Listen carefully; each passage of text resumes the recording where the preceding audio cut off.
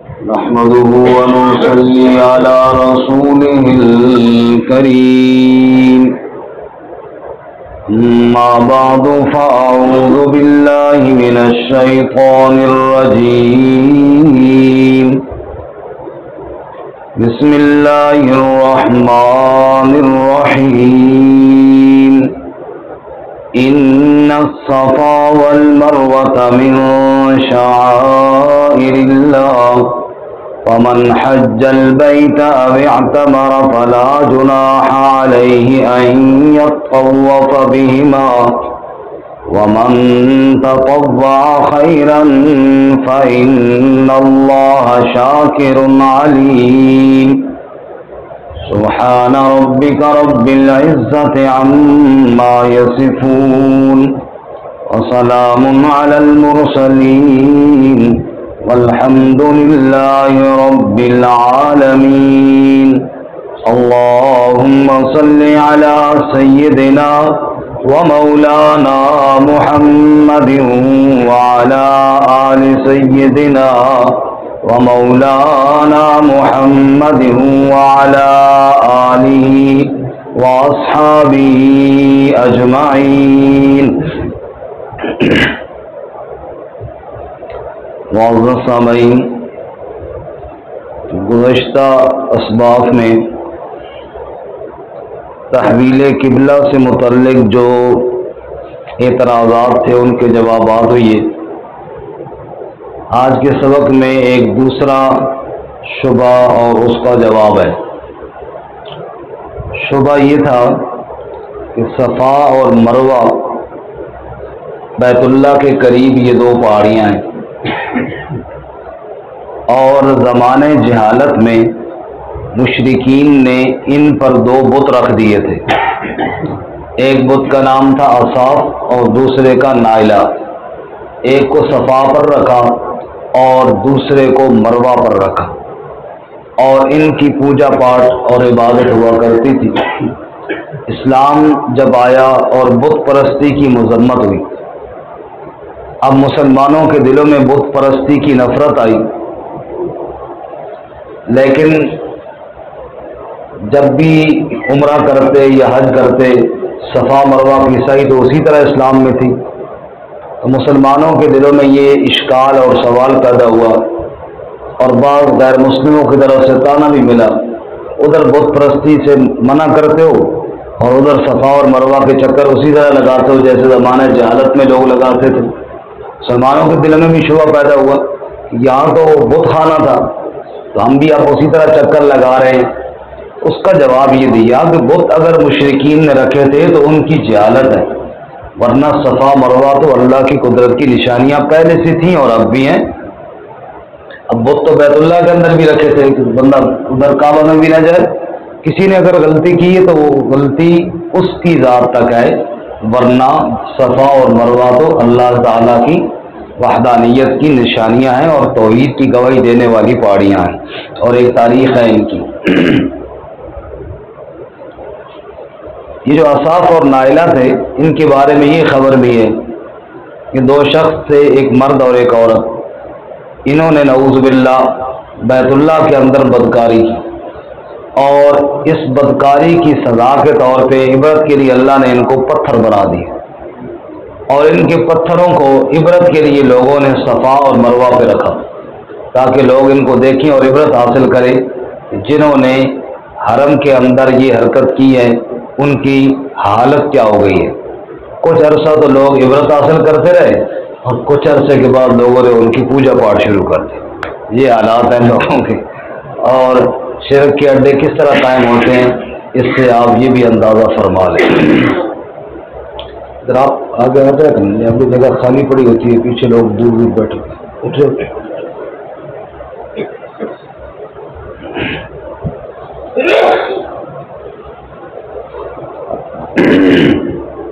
آگے میرے خیال میں نیند کا ڈر ہوتا ہے بھیا جی، اپنے آپ ہی آگے آ جائے کریں بار بار کہنے کی بجائے، پچھلے لوگوں کے لیے جگہ چھوڑ دیں۔ بہرحال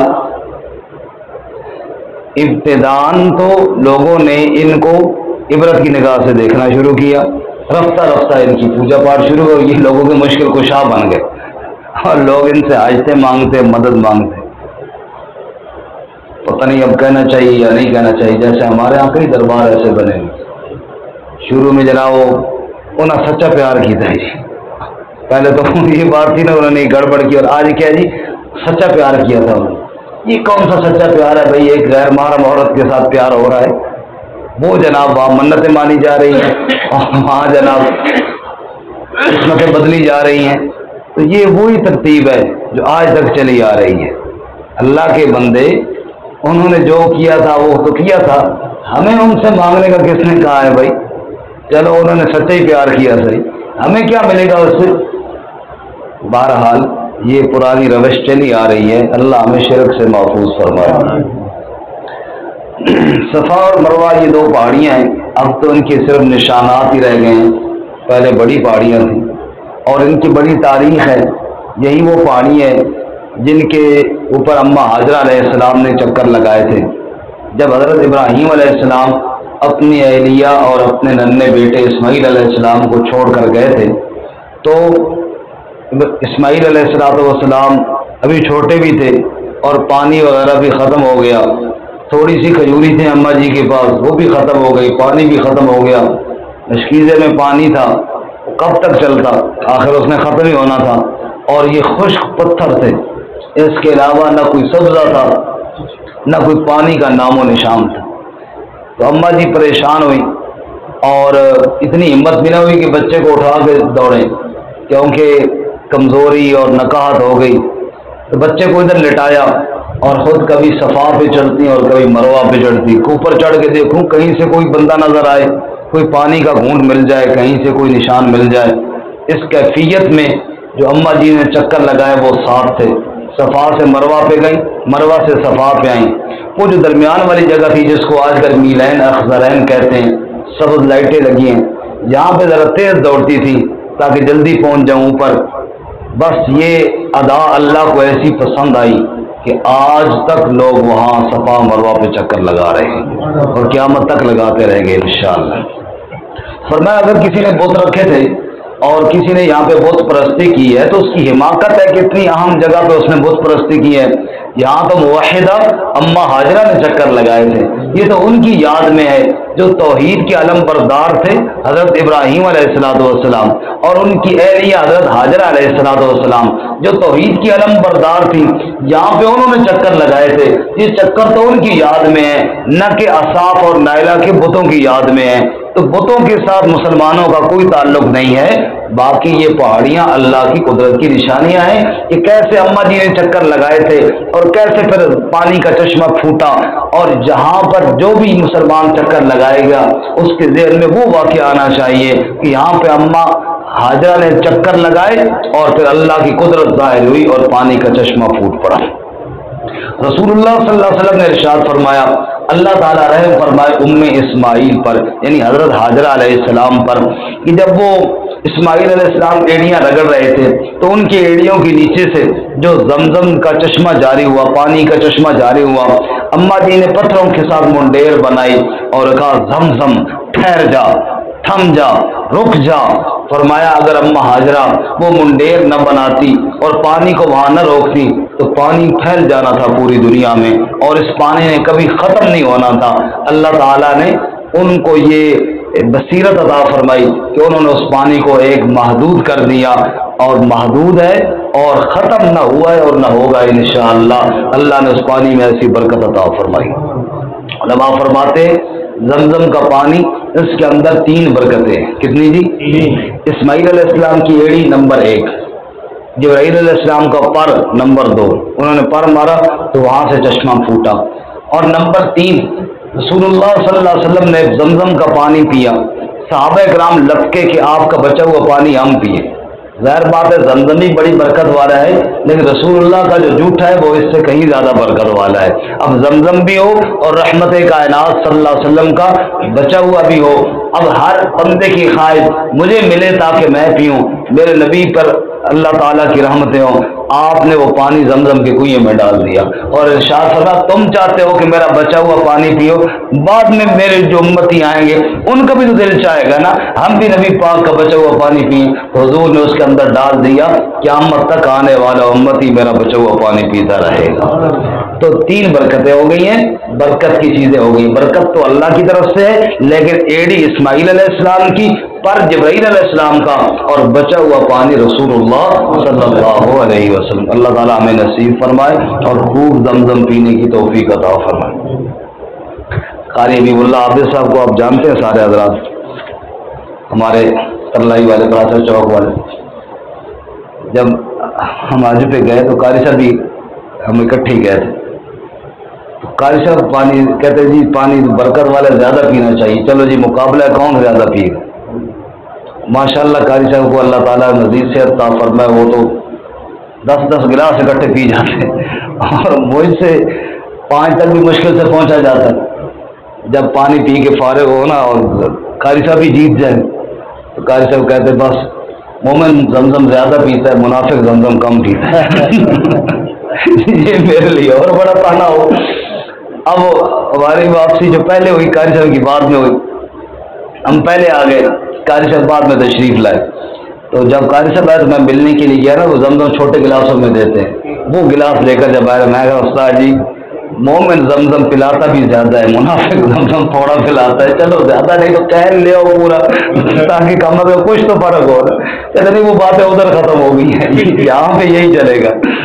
تو بہرحال اللہ ہمیں، یہ تو خوش طبعی کی بات تھی، بہرحال اللہ ہمیں خوب زمزم پینے کی توفیق عطا فرمائے۔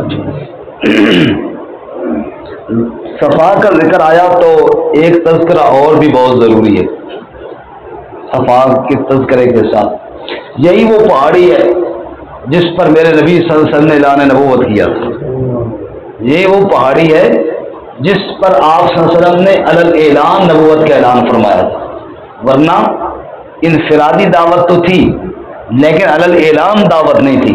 جب اللہ نے حکم دیا اعلانیہ دعوت کا، وَأَنذِرْ عَشِيرَتَكَ الْأَقْرَبِينَ، اعلانیہ سارے رشتہ داروں کو سب کو دعوت دیجیے، تو اس دن میرے نبی صلی اللہ علیہ وسلم کوہ صفا پر چلے گئے۔ اور عرب کے اندر یہ دستور اور رواج تھا، خصوصاً اہل مکہ میں، کہ کوئی اہم اعلان کرنا ہوتا، یہ سپیکر کا دور تو تھا نہیں، تو پہاڑی پر چڑھتے اور پہاڑی پر چڑھ کے کپڑا ہلاتے یوں، اور کپڑا ہلا کر آواز دیتے یا صباحو، یہ ایک بلانے کا آواز ہوتا، یہ اس وقت آواز دی جاتی جب سب سے کوئی اہم، جس طرح کہتے ہیں ایمرجنسی اعلان، ایسا کوئی مسئلہ ہوتا تو پھر یہ آواز دی جاتی۔ آپ صلی اللہ علیہ وسلم نے بھی اسی طرح جیسے اہل مکہ کا طور طریقہ اور رواج تھا، تشریف لے گئے، کپڑے کو ہلایا اور آواز یا صباحو، تو مکے والوں نے جب آواز سنی کہ محمد صلی اللہ علیہ وسلم بلا رہے ہیں، تو آپ صلی اللہ علیہ وسلم کی امانت، دیانت، صداقت، شرافت، یہ تو ضرب المثل تھی، ہر ایک کی زبان پہ تھی۔ سب نے کہا وہ بندہ بلا رہا ہے جو جھوٹ نہیں بولتا، وہ بندہ بلا رہا ہے جو سچ بولتا ہے، دیانت کا علمبردار ہے، سب جاؤ بھائی اس کی بات سن کر آؤ۔ چنانچہ سارا مکہ امنڈ کے آ گیا، ہاں سوائے کہ اس کے جو بہت ضعیف اور بوڑھا ہو، اس نے کہا بھائی چلو آپ جاؤ سن کے آ جاؤ، مجھے بھی بتاؤ کیا کہتے ہیں۔ بہرحال سارے لوگ تقریباً آ گئے۔ آپ صلی اللہ علیہ وسلم پہاڑی پر تھے، اس وقت یہ پہاڑی بڑی تھی، اب تو چھوٹی ہو گئی ہے، بڑی پہاڑی پر تھے اور مجمع دوسری جانب لگ گیا۔ آپ پہاڑی کے اوپر کھڑے تھے اور حالت یہ تھی کہ پہاڑی کے دوسری سائڈ نبی صلی اللہ علیہ وسلم تو دیکھ سکتے تھے کیونکہ آپ پہاڑی کے اوپر تھے اور ان کو نظر نہیں آتا تھا۔ آپ صلی اللہ علیہ وسلم نے پہلا سوال یہ کیا جو حدیث کی کتابوں میں موجود ہے اور ایمان تازہ کر دینے والا ہے۔ حضور نے سوال کیا 40 سال کا عرصہ میں نے تمہارے اندر گزارا ہے۔ کتنا عرصہ بولو جی؟ مجھے ترامڑی میں تقریباً 16 سال ہوئی۔ میں پوچھوں ہاں جی سناؤ جی ان 16 سالوں میں میرے اندر کسی نے کوئی غلطی دیکھی ہو؟ میرے خیال ایک بندہ 16 غلطیاں گن کے بتا سمجھ آئی، یہ کیا وہ کیا۔ 40 سال میرے نبی صلی اللہ علیہ وسلم نے گزارے، 40 سال، بچپن وہاں، لڑکپن وہاں، جوانی وہاں، اور پھر 40 سال کے بعد حضور نے سوال کیا هل وجدتمونی صادقا او کاذبا، سبحان اللہ، یہ سوال نبی ہی کر سکتا ہے اور کوئی نہیں کر سکتا۔ حل وجدتمونی صادقا او کاذبا، 40 سال کا عرصہ میں نے تمہارے اندر گزارا ہے، بتاؤ اس 40 سالہ دور میں مجھے کیسا پایا تم نے، سچا پایا یا جھوٹا پایا؟ 40 سالوں میں اگر ایک جھوٹ بھی میری زبان سے کسی نے سنا ہے تو بتائے۔ سب نے جواب میں کہا جربناک مرارا ما رأینا فیک الا صدقا، ایک بار نہیں بار بار ہم نے آپ کا تجربہ کیا ہے، ہمارے تجربے یہ بتاتے ہیں محمد تیری زبان سے سچ کے علاوہ کبھی کچھ نہیں نکلا، تو جب بھی بولتا ہے سچ ہی بولتا ہے، تیری زبان سے کبھی جھوٹ۔ پھر آپ نے فرمایا اگر میں تمہیں کہوں پہاڑی کی اس جانب سے ایک لشکر حملہ آور ہو رہا ہے، مانو گے؟ انہوں نے کہا بالکل، آپ کہیں تو مانیں گے۔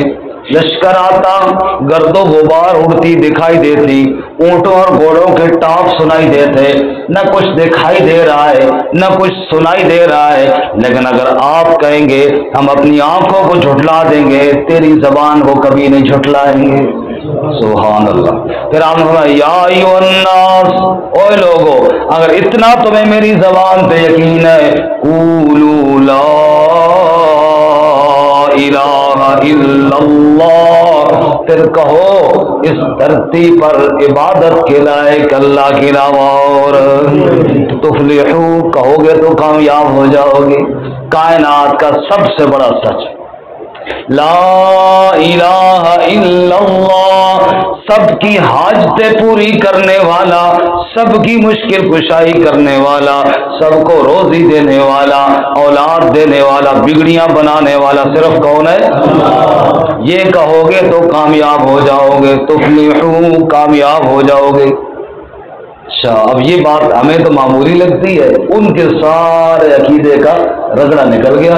جو لا کہا وہ لا ہوا، وہ لا بھی اس میں لا ہوا، جز لا ہوا کل لا ہوا، پھر کیا ہوا؟ اللہ ہوا۔ سب کی نفی کر کے ایک اللہ کا اس بات جب کیا تو سب سے پہلے ابو لہب آگے آیا اور اس نے پتھر پھینکا آپ صلی اللہ علیہ وسلم کی طرف اور کہنے لگا تبا لک لہذا جماعتنا، نعوذ باللہ تیرے ہاتھ ٹوٹ جائیں، اس لیے تو نے کپڑا ہلا کے ہمیں اکٹھا کیا تھا۔ یہ بات کرنا چاہتا تھا، ہمارے باپ دادا کے دین کو بدلنا چاہتا ہے، ہمارے ان کی جن کی پوجا ہم کرتے ان سے روکنا چاہتا ہے، یہ نعوذ باللہ تیرے ہاتھ ٹوٹ جائیں۔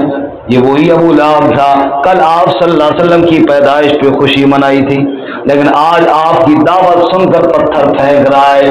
اللہ نے فرمایا تبت یدا ابی لہب وتب، میرے نبی کے ہاتھ نہ ٹوٹے، میرے نبی کو پتھر مارنے والے کے ہاتھ تباہ و برباد ہو گئے۔ تو یہ صفات ایک بہت بڑی تاریخ ہے جی۔ ان الصفا والمروہ من شعائر اللہ، بے شک صفا ہو یا مروہ پہاڑی ہو، یہ دونوں پہاڑیاں اللہ کے شاعر میں سے ہیں، اللہ کی نشانیوں میں سے ہیں۔ مفسرین فرماتے ہیں شاعر وہ پہچان، اس سے مراد کیا ہے؟ پہچان۔ بات چیز ہے شاعر اللہ یعنی پہچان ہے، جیسے قربانی کی جانوروں کو بھی شاعر اللہ کہا گیا ہے، یہ بھی اسلام کی پہچان ہے۔ کعبۃ اللہ اسلام کی پہچان ہے۔ جس علاقے میں اذان ہوتی ہو یہ پہچان ہے، یہ مسلمانوں کا علاقہ ہے، تو یہ چیزیں بات چیزیں نشانیاں بن جاتی ہیں، پہچان بن جاتی ہیں۔ جیسے مینار جہاں لگا ہو ہم دیکھ کے سمجھ جاتے ہیں مسجد ہے جی، عام کسی کا گھر نہیں ہے، تو مینار مسجد کی پہچان بن گیا۔ ایسی بات چیزیں اسلام کی پہچان ہے، ان میں صفا اور مروہ بھی ہے۔ ویسے شاعر اللہ میں 4 بڑی چیزیں، بڑی چیزیں شاعر اللہ میں کتنی ہیں؟ نمبر 1 اللہ کا نبی، ہر دور میں جو اللہ کا نبی ہوتا ہے وہ سب سے بڑی نشانی ہوتی ہے۔ اسلام کی پہچان، جب بھی آپ نام لیں گے محمد الرسول اللہ صلی اللہ علیہ وسلم، اس سے بڑی اور کون سی اسلام کی پہچان ہوگی؟ نمبر 2 قرآن مقدس، وہ اللہ کا نبی ہے اور یہ اللہ کی کتاب ہے، یہ اسلام کی سب سے بڑی 2 نشانیاں ہیں۔ نمبر 3 کعبۃ اللہ، بیت اللہ، اللہ میں بار بار حاضری نصیب فرمائے۔ اور نمبر 4 نماز اسلام کی بڑی پہچان ہے، جیسا کہ حج بھی اسلام کی شاید، یہ نہیں کہ باقی نہیں ہے، لیکن حج چونکہ سال میں 1 مرتبہ ہوتا ہے اور نماز ایک دن میں 5 مرتبہ ہوتی ہے، تو 5 مرتبہ مسلمانوں کا اکٹھ یہ بھی اسلام کی پہچان بن گیا ہے۔ یہ مسلمان ہی اس طرح اکٹھے ہوتے ہیں اور غیر مسلم نہیں ہوتے۔ ان الصفا والمروہ من شعائر اللہ، بے شک صفا اور مروہ اللہ کی نشانیوں میں سے ہیں۔ فمن حج البیت، جو آدمی حج کرے بیت اللہ کا، او اعتمر، یا عمرہ کرے۔ حج فرض ہے مالدار پر اور عمرہ سنت ہے۔ ایک مسئلہ بڑا ضروری عرض کر دوں، بعض لوگ حج کا جب حساب لگاتے ہیں نا، حج تو ہو گیا 13-14 لاکھ کا، 15 لاکھ کا ہو گیا، اور عمرہ 2-2.5 لاکھ میں 3 لاکھ میں ہو جاتا ہے۔ اب 15 لاکھ کا اگر ایک حج ہے تو ان پیسوں کا حساب کرتے ہیں عمرے کا، تو بھائی عمرہ تو جناب 5 بندے کر سکتے ہیں انہی پیسوں میں، تو وہ کہتے ہیں بجائے اس کے کہ ایک بندہ جائے، چلو ذرا گھر کے 5 بندے چلے جاتے ہیں، حج نہیں کرتے عمرہ کر لیتے۔ تو یہ ذہن میں رہے، اگر آپ پر حج فرض ہے تو 5 بندے نہیں 500 بندے بھی عمرہ کر کے آ جائیں، فرض اسی طرح بقایا رہے گا۔ عمرہ کرنے سے حج والا فرض ادا نہیں ہوتا، وہ فرض ہے۔ یہ بالکل ایسے ہی ہے جیسے بندہ کہے چلو جی نماز پڑھنے کے لیے مسجد میں آئے، چھوڑو جی فرض نہ چھوڑو، آج نفل ہی پڑھی ہے، پھر سمجھ آئی، سارے نفل پڑھ کے چلے جائیں تو فرض کا گناہ تو اسی طرح رہے گا نہ پڑھنے کا۔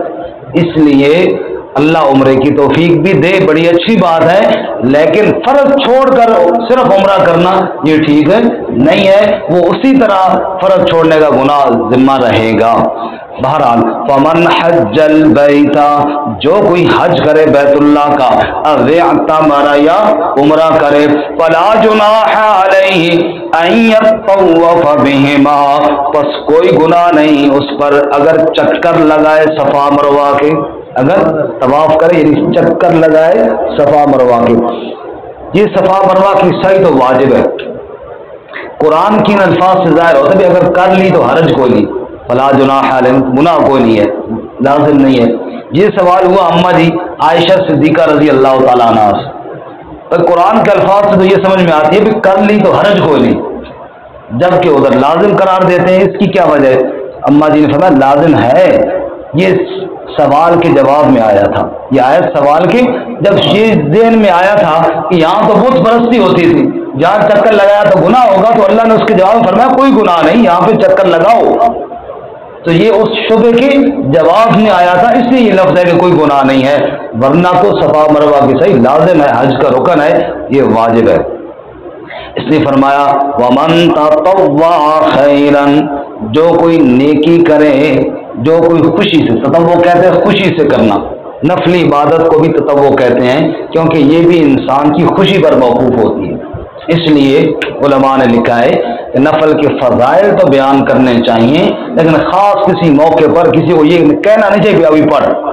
مثال کے طور پہ اشراق کا وقت ہے، اوابین کا وقت ہے، عام محفلوں میں جب بھی بندہ بیٹھا ہو کسی کو ترغیب دیں بھئی یہ پڑھنے چاہیے، اشراق کے بڑے فضائل ہیں، اور اسی طرح اوابین بھی۔ لیکن اگر کوئی آدمی مثلاً مغرب کی نماز پڑھ کے جا رہا ہے، بندہ بھائی اوابین پڑھ کے جا، یہ نہ کہو، کیونکہ پھر وہ خوشی تو رہی نہیں نا، وہ نفل کا جو مقصد تھا وہ تو ختم ہو گیا۔ اسی طرح کوئی بندہ جا رہا ہے نفل پڑھ کے جا، نہ، جس پہ شریعت نے آرڈر نہیں دیا اس پہ میں کون ہوتا ہوں آرڈر دینے والا؟ فضائل سنائے جائیں، اگلا پھر آدمی خوشی سے جو پڑھے وہی نفلی عبادت ہے۔ تو وَمَن تَطَوَّعَ خَيْرًا، جو خوشی سے نیکی کا کام کرے، 2 رکعت پڑھے، اللہ اس کو اجر عطا کرتے ہیں، اور جو خوشی سے لاکھوں روپے لگا کے صفا مروہ کی سعی کرے اللہ اس کو اجر نہیں دیں گے؟ کتنا بڑا اونچا عمل ہے۔ وَمَن تَطَوَّعَ خَيْرًا، جو نیکی خوشی سے کرے، فَإِنَّ اللَّهَ شَاكِرٌ عَلِيمٌ، بے شک اللہ تعالیٰ قدردان ہے، علم والا۔ شاکر کا لفظ شکر گزاری کے معنی میں آتا ہے نا، بندے کے لیے آئے تو پھر بندہ اللہ کا شکر ادا کرے گا، یعنی نعمتوں کا خیال رکھے گا، اور اللہ شاکر ہے یعنی اللہ اس کے عمل کی قدر کرنے والا ہے، علیم علم والا ہے۔ اللہ تعالیٰ ہمیں بار بار حرمین کی حاضری نصیب فرمائے۔ ترجمہ دوبارہ سنیں، ان الصفا والمروہ، بے شک صفا اور مروہ، من شعائر اللہ، اللہ کی قدرت کی نشانیوں میں سے ہے۔ فمن حج البیت، جس نے حج کیا بیت اللہ کا، او اعتمر یا عمرہ کیا، فلا جناح علیہ ان یطوف بہما، بس کوئی گناہ نہیں اس پر کہ اگر چکر لگاتا ہے ان دونوں کا۔ ومن تطوع خیرا، جو کوئی خوشی سے نیکی کا کام کرے، فإن اللہ